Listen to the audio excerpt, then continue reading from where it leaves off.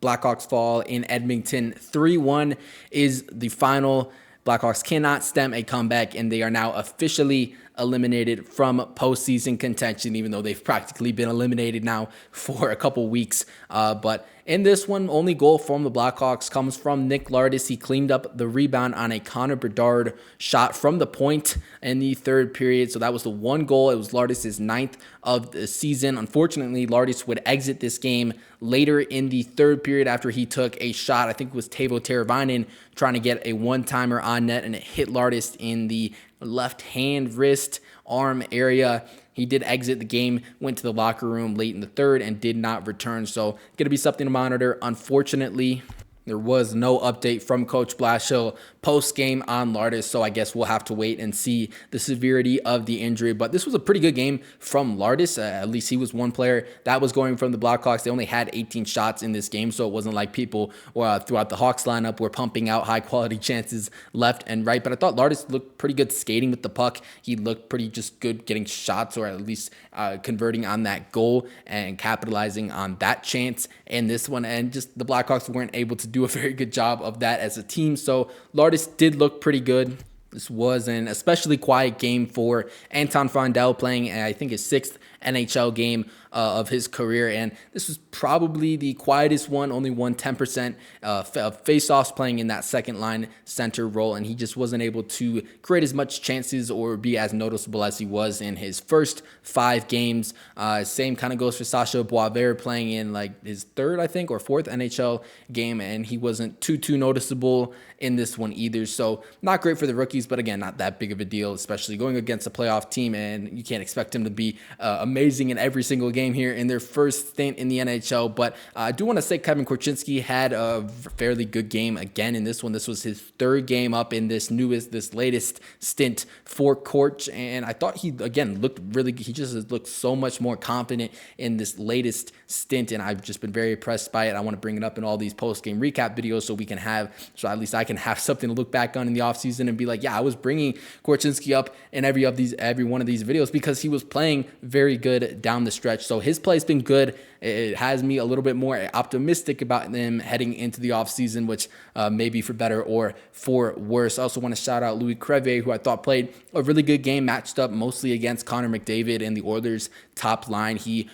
had a few times where he poked the puck away from Connor McDavid, which is no easy feat. So shout out to Crevier, who played well in this one. The Oilers were peppering with chances. They had 38 shots on goal in this game. Spencer Knight stopped 31 of 32 of them. Arvid had to come in for a brief time in the second because of an equipment issue. So Knight only allowed 1 goal in this game. He kept the Blackhawks in it and gave them an opportunity to try to tie this game late in the third. But obviously their 6-on-5 play hasn't been very good this season, and it wasn't very good tonight as they allowed an empty netter to ice the game.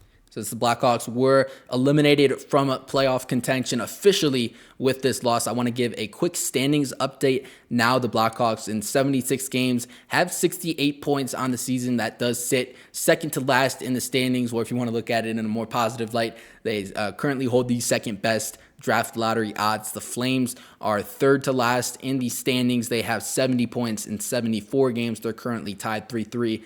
In the second period, you probably know what the score is by the time I upload this video, so it's pointless for me to say. But the Rangers, 71 points in 76 games, are above the Flames, and that's kind of where the bottom 4 sits right now. Blackhawks still holding on to those second best draft lottery odds. And again, if you can land a top 2 pick in this draft, that would be big time. It's also worth noting that the Panthers have been playing better hockey, at least this week, and there's still a decent, or maybe not a decent, but there's still a chance that the Blackhawks could land that Florida pick, and it may be 11 or 12th in the draft, which would be best case scenario for the Hawks. So it is worth monitoring here down the stretch, at least the Panthers play and the teams around them. That's something I'm keeping a close eye on here. We'll update here down the stretch in these kinds of videos, and we'll see what happens there. But I do want to transition now to some takeaways over on Twitter at Blackhawks Focus. First one says, hope Blashill keeps Teuvo with Bedard and hope Lardis is okay. Yeah, I thought Teuvo played one of his better game, at least better periods in the third when he got moved up to that line with Connor Bedard. He took a number of shifts, majority of his shifts in the third with Bedard and Lardis, and I thought he looked good on that line. He's not been playing his best hockey. That's no secret these past few weeks. He said Tavo did in his latest media availability, that he really just doesn't have a lot of confidence right now. He's not playing great. He got pushed down to the fourth line just a couple games ago, and he just has kind of been struggling ever since that, even before that demotion. But he looked like the best we've seen him play in the last few weeks up on the first line with Bedard. So hopefully he can take this little stretch and keep it into Saturday night in Seattle, and hopefully just play a little bit better hockey down the stretch. Because when he's going, he's a valuable player even when he's not going, just because of what he brings on the penalty kill. But when he's going at 5-on-5, he can be a very, very good playmaker. Good Spencer Knight. 3.53 goals saved above expected. I didn't fact check that, but I'm assuming that's true, and that's a lot considering he didn't even play in the full second period of this game because he had to leave with an equipment issue. So he stopped 31-32. Knight did in this game. Like I said, kept the Blackhawks in it. Really, really good game from him.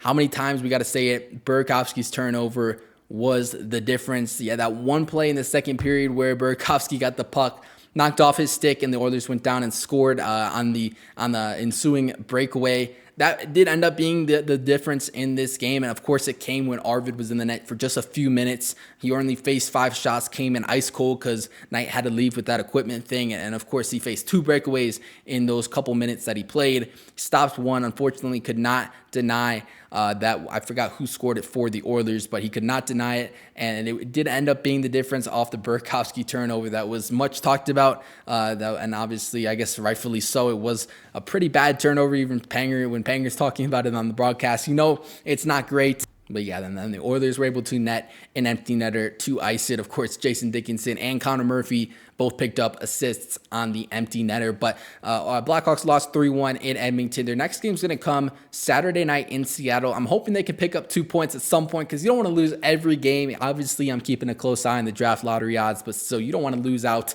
to the rest of the season. So hopefully, we'll see if they can pick up a win on Saturday night in Seattle. They have a couple games versus the Sharks coming up. Those you really, really want to win because those 2 rebuilds have been very closely monitored and they've been compared a whole lot. So we'll see the Sharks here coming next week, but Kraken will play the Blackhawks. They'll host the Blackhawks on Saturday night. I should have a post-game recap video up after that one.